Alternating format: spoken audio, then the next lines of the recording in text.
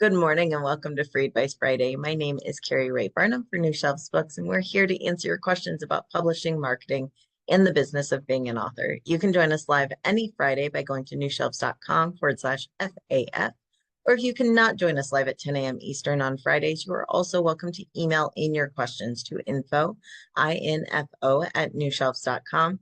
We save those up over the week. We answer them live, and you can catch the replay over on our YouTube channel, which is New Shelves Books, at your convenience. So a lot of ways to participate and get your questions answered. We have a couple of questions that have come in live today, as well as questions that have been emailed in. So we're going to jump right in. This first question is from Charlotte. We have a delay in editing on a manuscript. How is October 1st for a publication date? And is it okay to change from September at this point?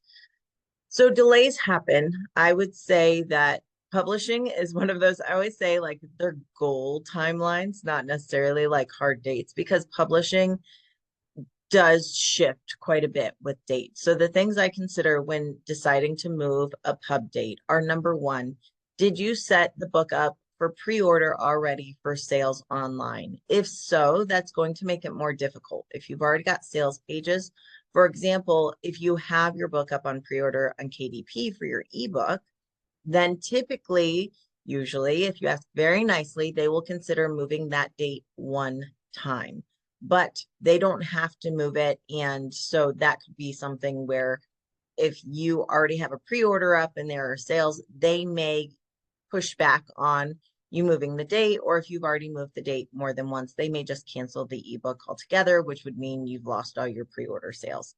It also means that your account is no longer eligible for pre-orders for like a year.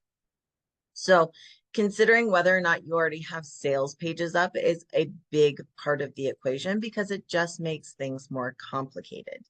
If you have everything pre-order on your website only, that's okay. That's actually best case scenario. I would say look ahead, find a date. If you're going to move it, find a date you know you can hit. Meaning, I pad everything. When people look at my publishing timelines, I actually had an author this earlier this week that I was talking to, and he said, at first when you gave me my publishing timeline, I thought it was so long and drawn out, and now I feel like it wasn't enough time. And that's how things happen in publishing. Sometimes that happens slow and off schedule, and more time is better. So I would say that if you're moving the date, find the date you think is realistic and then add 2 weeks. Give yourself a cushion for that date. Make sure that you can hit that pre-order date. Make sure that you can do everything in time. And so if it's just up on your website, on your email, your social media, then all you do is update.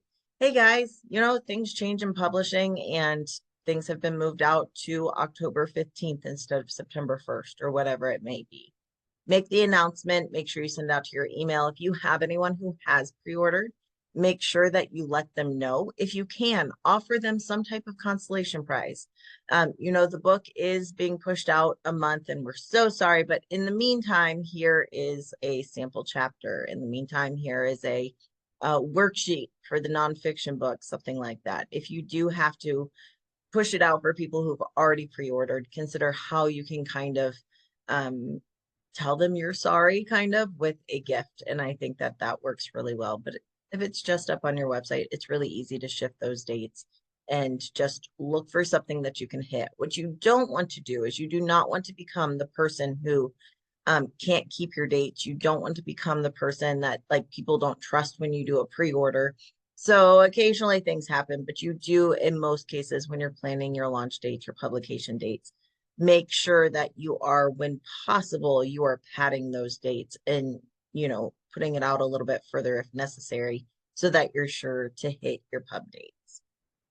So in this case, not that it's great to have a delayed pre-order. However, I will say that this is kind of best case for that. So don't worry about it too much. Make your changes, make them quickly, and just, let everyone know and kind of own it. And I think it'll be fine.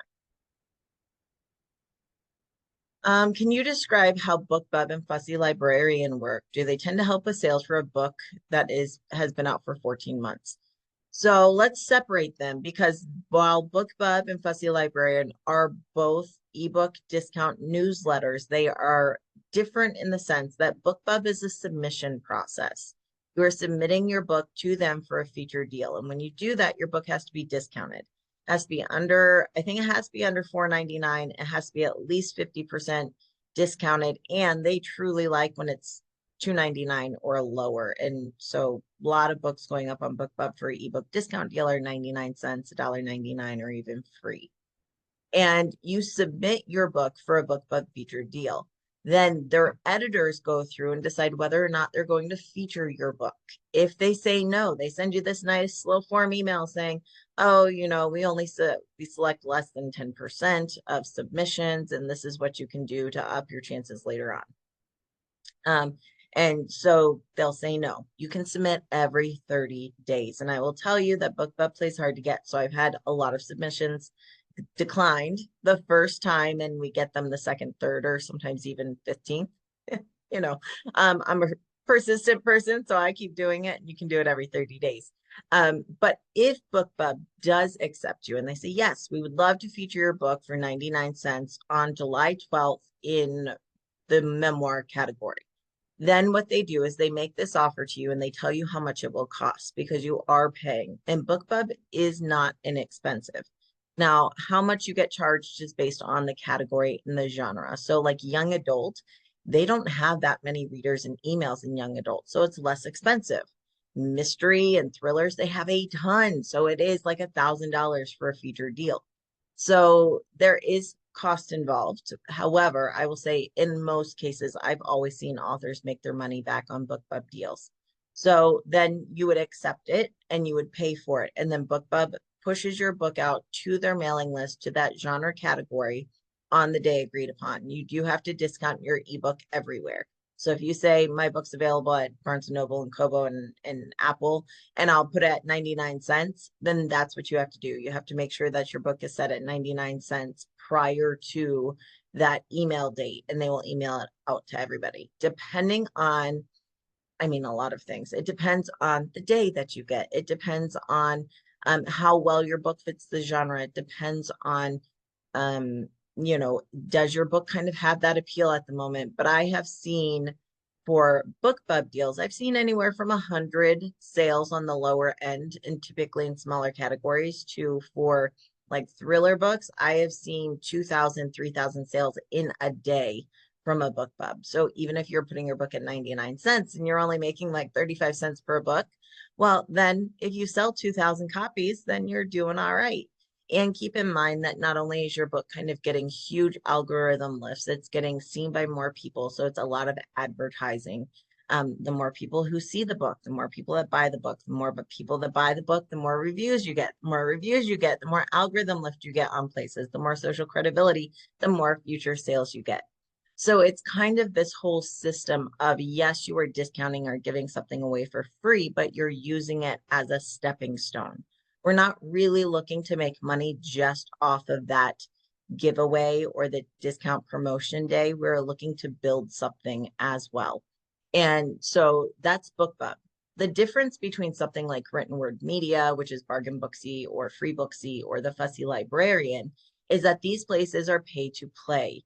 Yes, they could deny your book if they want to, but typically the process is not that you're submitting asking to be featured. You are paying for advertising space in their newsletters and mail outs.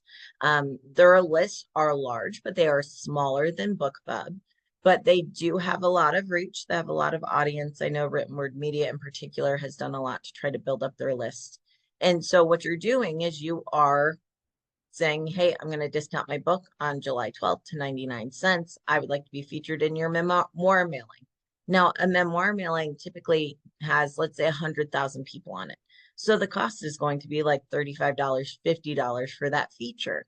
And then you discount your book and you set it up. There is no kind of acceptance involved. It's you're paying for the spot, you get your advertising, you set it up and you run it.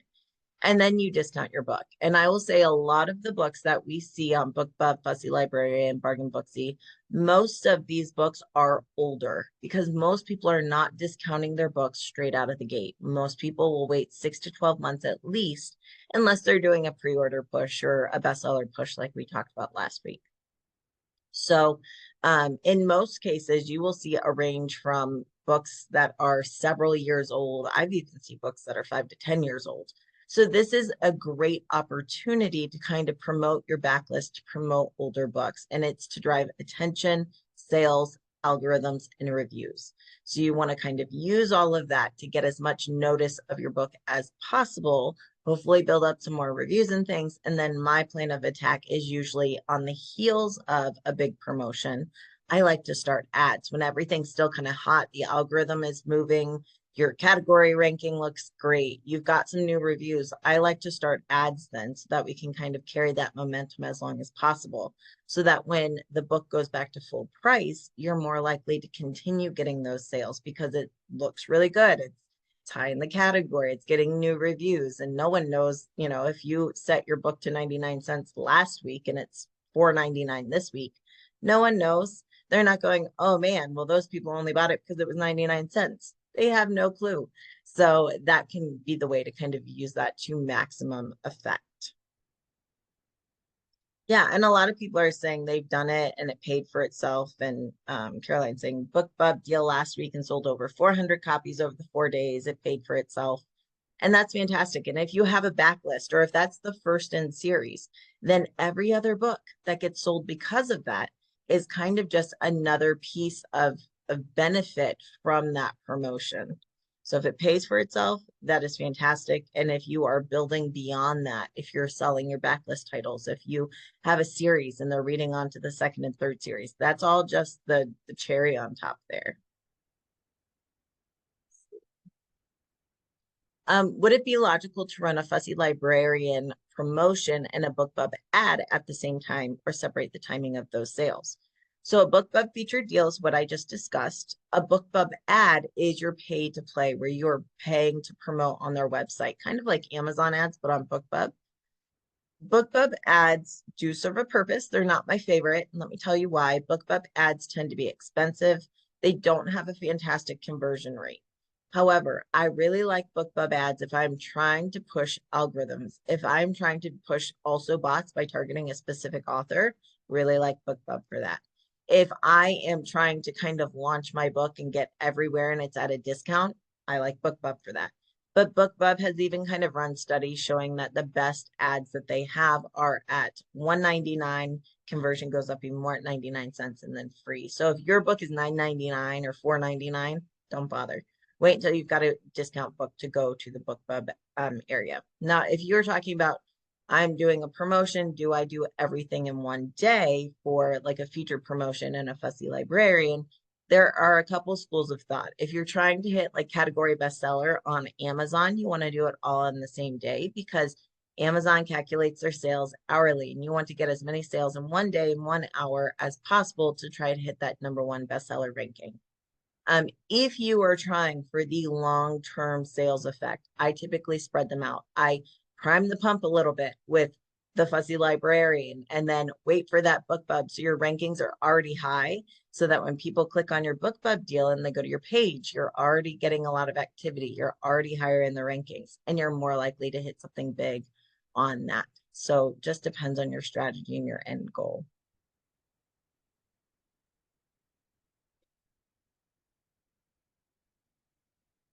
Let's see. Can you call a book a bestseller if it makes it a list like American Booksellers Association, the Indie Travel Literature Bestseller List? Yes, you can. We did talk about this a little bit last week with the Amazon bestsellers, is that you can call a book a bestseller no matter where it makes it. If it's an Amazon category bestseller, if it is, a list like American Booksellers Association, the Indie Travel Literature Bestseller List. That is a mouthful.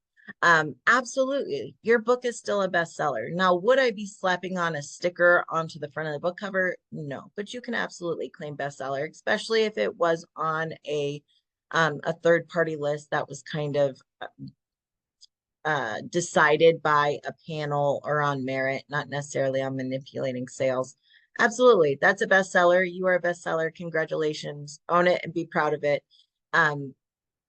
It really is all about, it's as big as you make it out to be. And most people just see, oh, wow, it's a bestseller, or it made it onto this list. Most people don't know exactly what it means unless they're in the industry. Now, would I be taking that title and going to Barnes and Noble and being like, you must stock my book on your shelves because I made this list? Not necessarily, but the average person doesn't know. And yeah, you made it. So I think that's something that I would share and be proud of.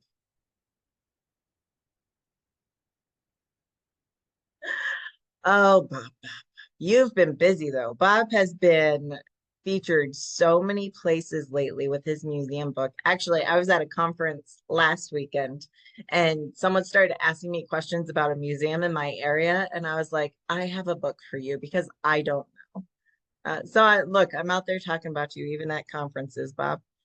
All right, let's see. Jennifer has a question. So close to getting an idea why our book is not at Barnes and Noble stores. Ingram told me the book is set for returnable on metadata, but Barnes and Noble bookstore manager told me actually it is not. Where do I go to make that change? So that's a really interesting question. If you have your book set up on Ingram as returnable, but someone else is not seeing on that on their point of sale system, for example, at Barnes and Noble, what do you do? This typically, there's a couple things that may be happening here. It may be a metadata problem where Ingram hasn't updated to show Barnes and Noble that it is returnable now, like if there was a change. So the first thing I would do is I would go to my Ingram listing. I would go to Ingram Spark, Ingram Wholesale, your distributor, whoever it is, and I would ask them to resend the data to Barnes and Noble, making sure that returnable was checked because sometimes it's simply that something didn't update. So I would refresh that metadata and ask them to resubmit. The other thing that can happen is it may be an issue with Barnes and Noble corporate.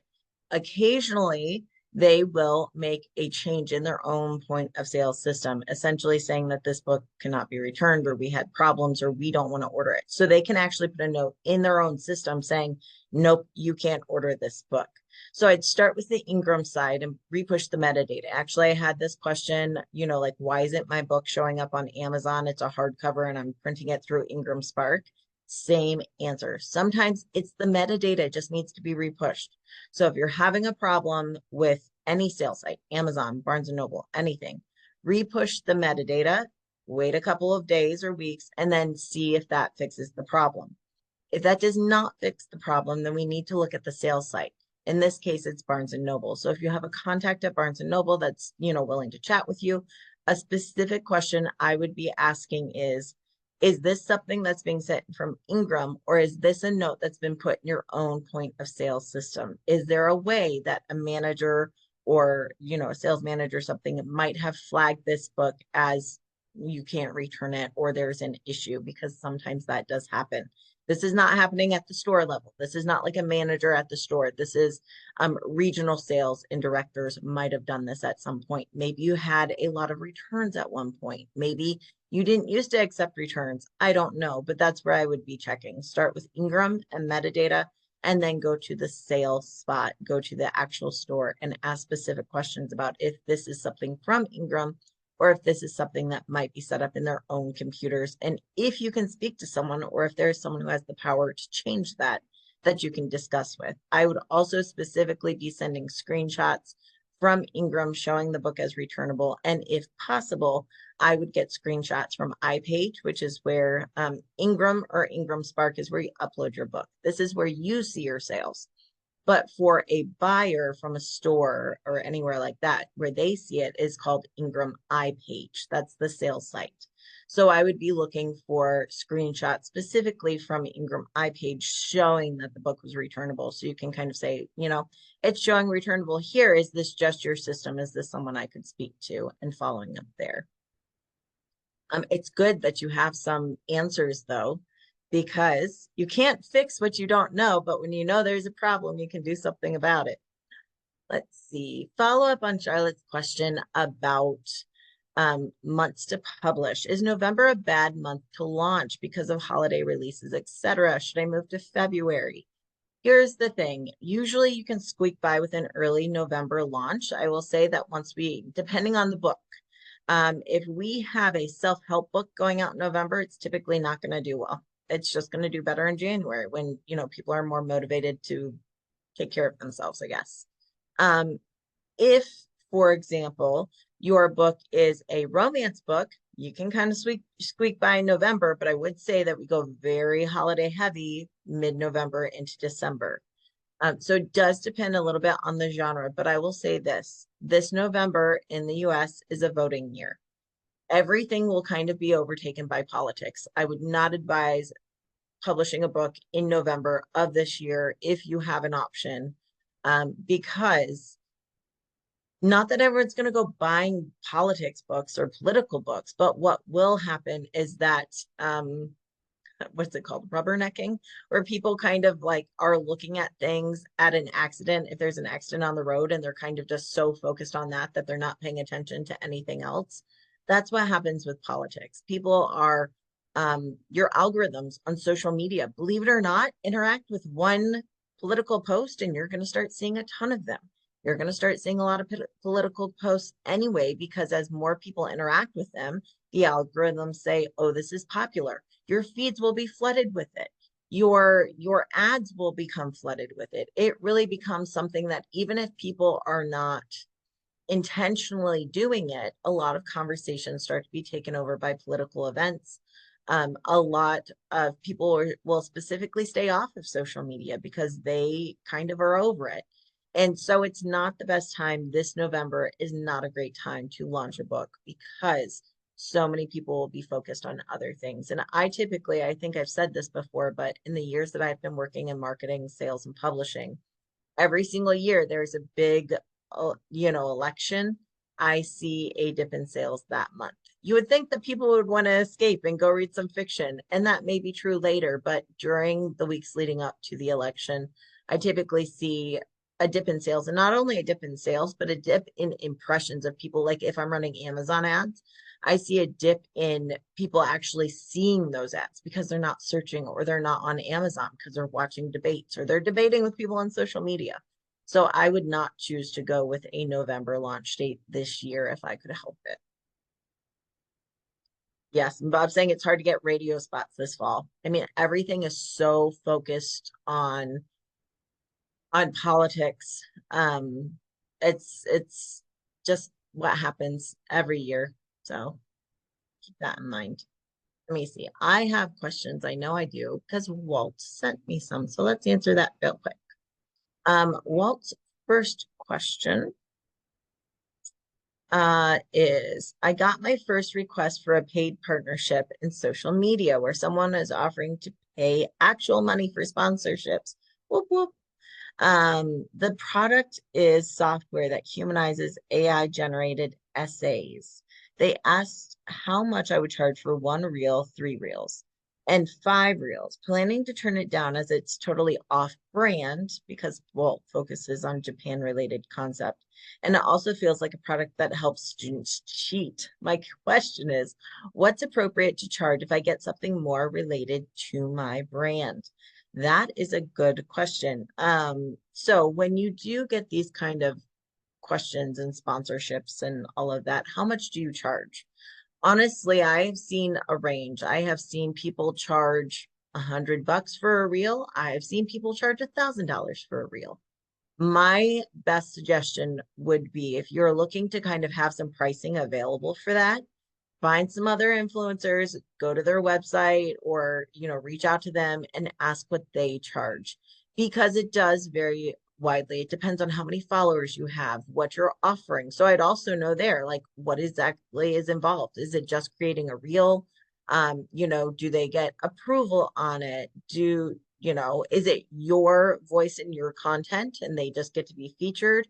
Or are they trying to give you a script? So I would go and look at some other people who do brand partnerships, and you can find them. A lot of them, like on Instagram, I think a lot of them will have like hashtag ad or different things like that. So look at those, see what other people are doing, and find out what you're comfortable with. I will say, um, no one wants to have to fall back on a contract or terms. Like no one wants to be like, oh no, I did not promise you this, this, and this. I said I would do this. However, we keep contracts in case of those scenarios. You won't need them 99% of the time. And I think when doing things like brand partnerships, whether or not you have a contract, I think it's very important that you have clear, defined lines of what you're willing to do. I'm willing to do one reel that I do in my own voice that features your product with an honest review. I am willing to share this to stories. I'm willing to set you as a collaborator. I'm willing to do XYZ. But very specifically, if you're not comfortable with doing something, then saying you're not comfortable with it. And I think that's one of those things is that you do want to kind of put those clearly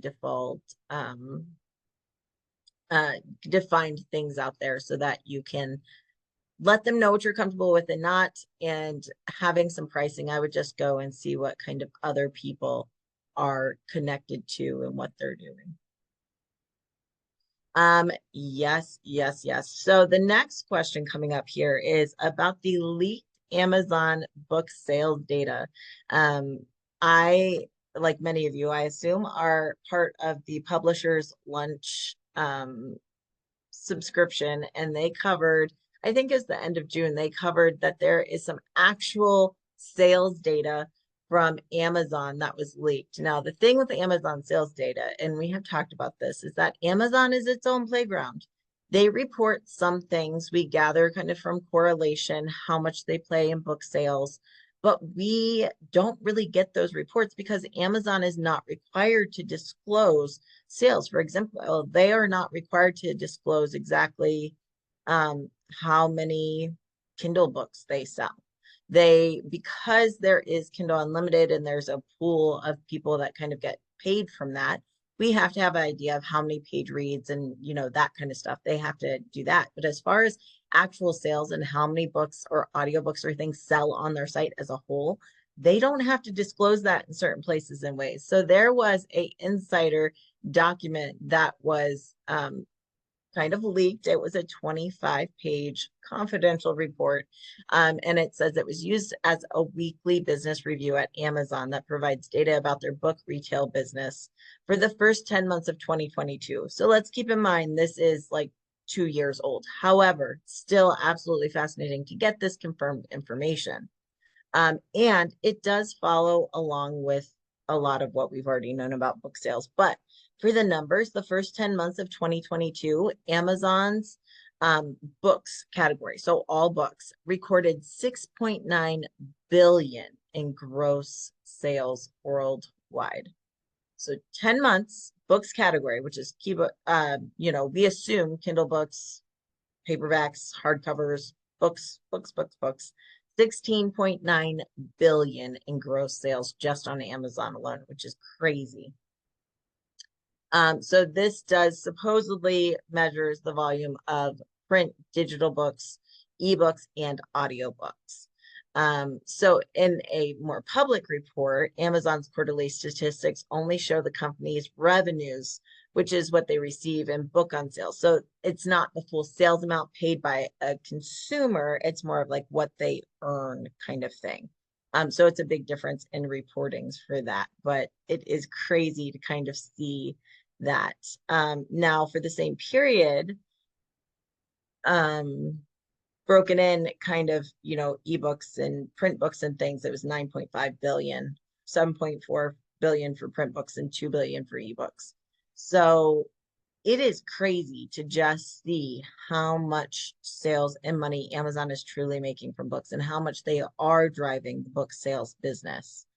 And then they also give us unit sales. So in the US for unit sales in that same report, it was 456.5 million print books and 419.8 million ebooks, which is very interesting that print and ebooks are almost equal. It's a 52-48 split where print books are actually winning out a little bit more. And keeping in mind, this is all books. So this is children's books, YA, adult. But it was very interesting to kind of read that overall, when we look at all books on Amazon sold, it's almost an even kind of split that way. And I'm sure that's based on genre. I'm sure that the print book sales are higher for children's books and vice versa for adults.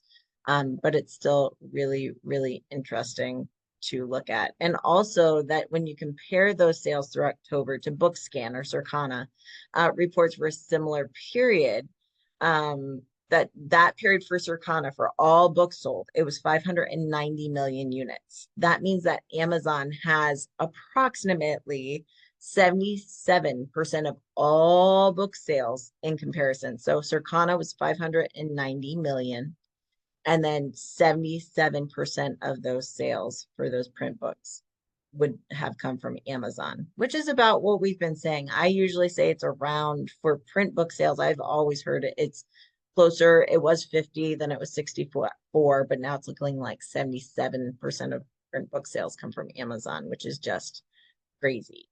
And there's lots more information in here about that, but I think this is just one of those things that, again, we don't get this information often.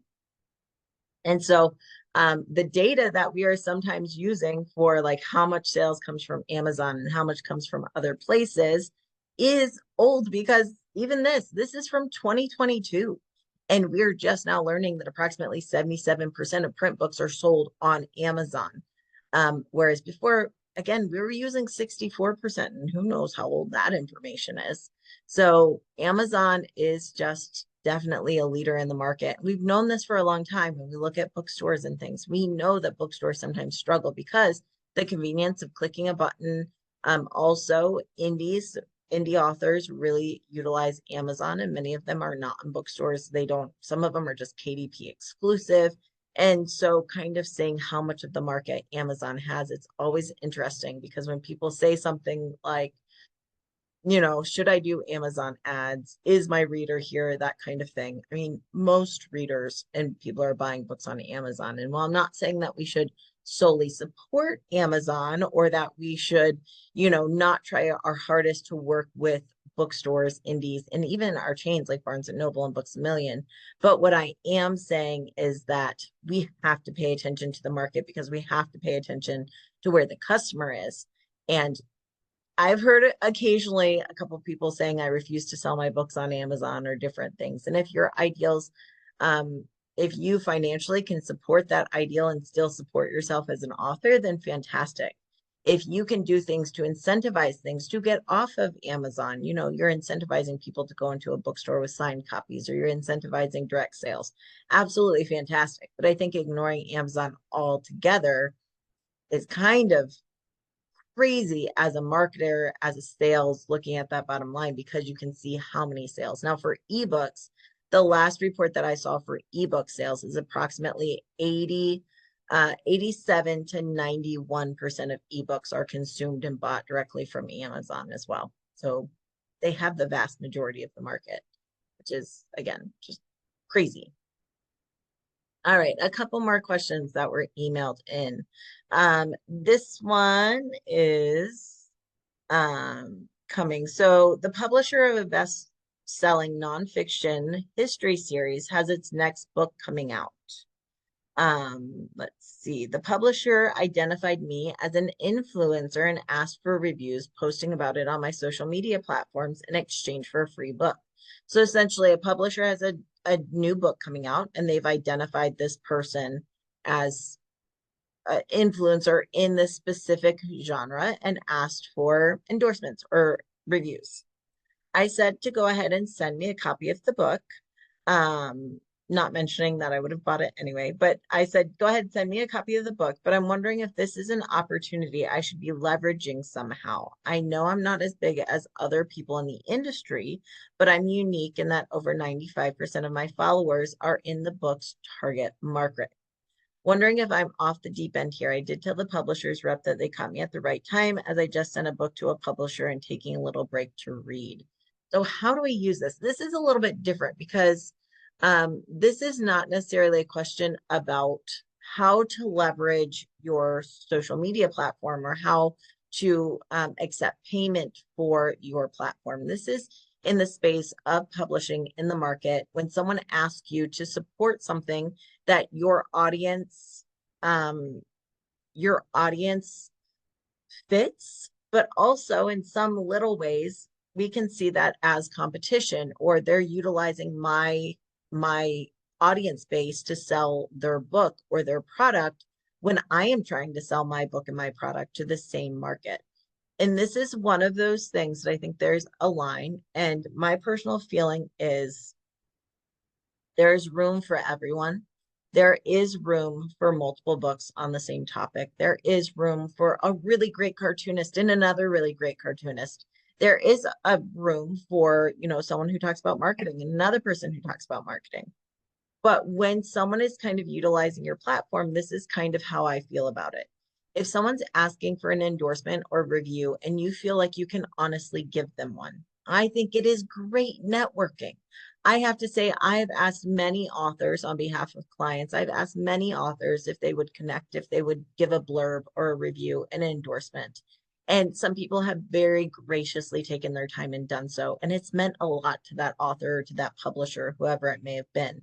And I think that is how we support and lift each other up in the industry. So I think it's a fantastic thing to do because you never know when you might want a publisher and you go back to that person and you've already got good rapport, you've got a relationship with them. I think that if we can support other authors or publishers without harming ourselves, we should. Now, I will also say that we have to have boundaries, right? Like we don't want anyone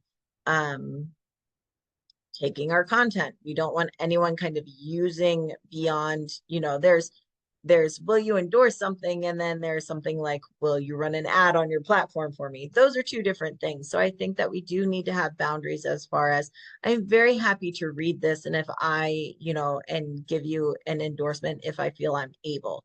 Absolutely do that, build those relationships. Now, if they're asking you to promote it to your mailing list or something like that, that may be something where you want to leverage. But I will say this happens a lot in the industry. Will you feature my book and I'll feature yours? It's okay to ask for something in advance if they are trying to monetize your platform. That's a little bit different than asking for an endorsement or things like that. So I think that it's just that boundaries as far as what are you willing to give and making sure, again, that it doesn't harm your brand. It doesn't take away from you. And I think that we find very often our gut instincts can kind of be like, oh, that's my space. But I will say, I think that we find very often that someone else doing great things doesn't take away from you. And sometimes having your name on it, even as an endorsement, actually kind of promotes you because they're going to be trying to leverage that endorsement and kind of promote you to promote their book. And so I think sometimes it can be a great thing. Again, it builds goodwill, especially if you think you might want to work together in the future. If we can, I feel we should. Now, there have to be, again, boundaries on time. If someone's asking you for a lot of your time and you simply don't have it, I'm so sorry, I can't. If someone's asking you to like run ads on your page for them and you're not a part or earning anything on it, I'm so sorry, I can't. Or I would love to do that. Here's my fee structure. And then you allow them the opportunity. But I really do think if it's a great fit, blurb away. And I like Mike's in here saying, I love blurbing for great books if it's a good fit. And I think that is so very important. And I've reached out to authors. Honestly, I've reached out to authors on Free Advice Friday who I'm like, hey, I think you'd be a great fit for this book. Would you be, interested in blurbing it? And then we're kind of going to promote you with them and everyone wins. Just think about your boundaries and do what you can, but don't feel guilty if you can't do everything they want. But for the main part, I think it's a great idea, especially if you don't have a current project that you're marketing or promoting. It's just an opportunity to build goodwill, and I say jump into it. All right. Another question here. This one is from Josh, who I think might not be here today, but he said he was going to watch it on the replay. So the question from Josh was, I'm really having a hard time finding keywords and categories for my book. I'm having a hard time placing it in the right spot because my book is all about kind of the stories of famous people making it, athletes, actors, people who've won Nobel Prizes, all these type of things. It's all about young people who have made it, who have persevered. And so this book is really focused on famous and interesting people who have risen to the top of their profession and whom one might invite to a dinner party to learn more about them. And each profile is a story that's around 10,000 words, and this is going into a book. And so the idea is that it's to inspire young people that they can do just about anything. But the target market here is not necessarily going to be selling to teenagers. The idea is that it's something that would be very giftable for graduations, or something that, you might buy for a teen for Christmas or birthday or something like that. So how do you find these categories and how do you define? To me, I would be looking at books like Chicken Soup for the Teenage Soul. I'd be looking at things like that. How do you categorize those? If it's very much meant for young adults, or is it not a young adult book, but it's something that young adults could or would read? What's the average age of this person that has reached for things? Is this something that could be used for both high school and college graduates? Something like that. So I'd be looking around there, but I think that there's definitely, when we're looking at keywords, it does depend on the target market, but also it's all about success. It's all about reaching your potential, your dreams. Those are keywords. And I, again, would be looking at books like Chicken Soup for the Teenage Soul, or looking for books that are kind of in that genre to find as comps. I promise you they're out there. They may not be doing exactly what you're doing, which is great, but I promise they're reaching the same target market with some of the same tools you are. So go look at what they're doing. Don't copy them, but emulate them and find out what they're doing. And I do think you're spot on that this is something that teenagers probably are not buying for themselves, but absolutely graduation gifts. We have a bunch of graduations have just happened in my area, and people are like, I don't know what to get them.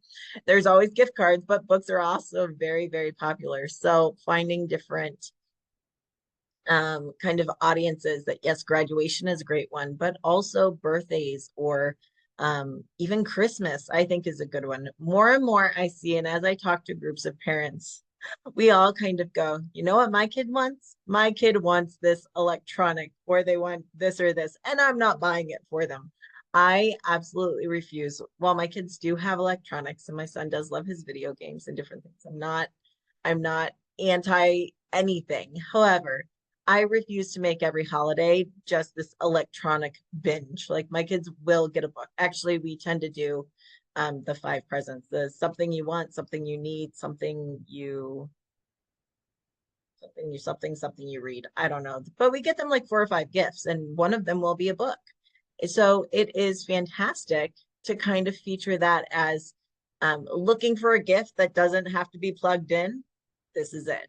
I think that is one of the things I would kind of use for marketing, especially again around holidays, birthdays, anything like that. And I think especially grandparents, I will say, I see a lot of grandparents who are like, I'm not buying you that video game, because video games and electronics are kind of newer in the era and the age, and it seems like kids are just stuck on them all day, every day. So I would kind of be looking at that, looking at, what's the main purpose. Make sure you have a very clear hook. You know exactly who your audience is. Is this high schoolers? If so, high school is kind of broad. Are we looking at specific ages? What's the average age of the person you're telling stories about? I will also say that if we're looking at high schoolers, they're much more likely to read a story about celebrities and athletes than they are about scientists, and different things like that. So looking at it and kind of focusing specifically on what audience are you trying to reach, and making sure everything goes together to target that. And I know you mentioned this is kind of as a series. You're looking at something that is a series of, I think you said 6 books. So just keep in mind, if you've got 6 books to play with, you can target very specifically different markets there. And your categories will follow suit. Some of your categories may be sports and athletes, and then some, may be more on business. That's okay. Think about your market, think about who you're trying to reach with that specific book, and that kind of leads you in the direction of where to go. Yeah. Charlotte saying she tried to get a blurb from Neil Gaiman, and he responded, I'd love to if you also give me the time.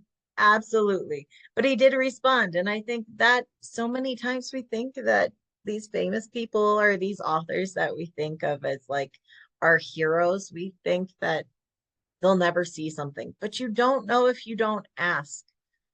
You don't know if you don't ask, and sometimes you'll get no response. Sometimes you'll get a no. Sometimes you'll get, sure, I'm glad to give me, $5,000.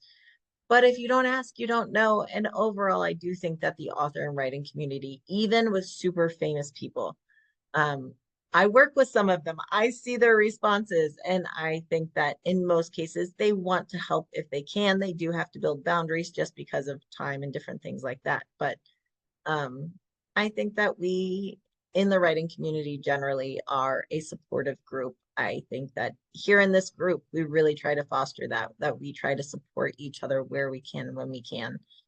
I know it's something I've tried with New Shelves, and I see it. I'm looking at the names of the people on this call, and I've seen it with each of you supporting each other, answering questions for each other. I've seen you guys, make connections and different things like that. So I think that that is kind of a earmark. Some industries we think of as kind of cutthroat, and I'm not saying that publishing can never be that way, but I am saying that overall publishing is one of those things that um, what makes it so good, what makes me love my job is the people. The people are super awesome and overall just supportive. So I say we keep that running, keep it going. All right, you guys, I think that was all of the questions. I'm looking through my emails and everything, and I think that was all of the questions for today. So I will let you guys go. I hope you enjoy your weekend, get a couple more beach days in if you're around a beach or a pool. Hopefully you've had good weather for the 4th. I know we have here. So we'll be back next Friday, same time, same place, 10 a.m. Eastern. If you do have a question, you can certainly bring it on Friday, but don't be afraid to just email it to me. That way I have it and you don't forget it. It's just info@newshelves.com. Thanks for being here, you guys. Have an awesome weekend, and I'll see you next week.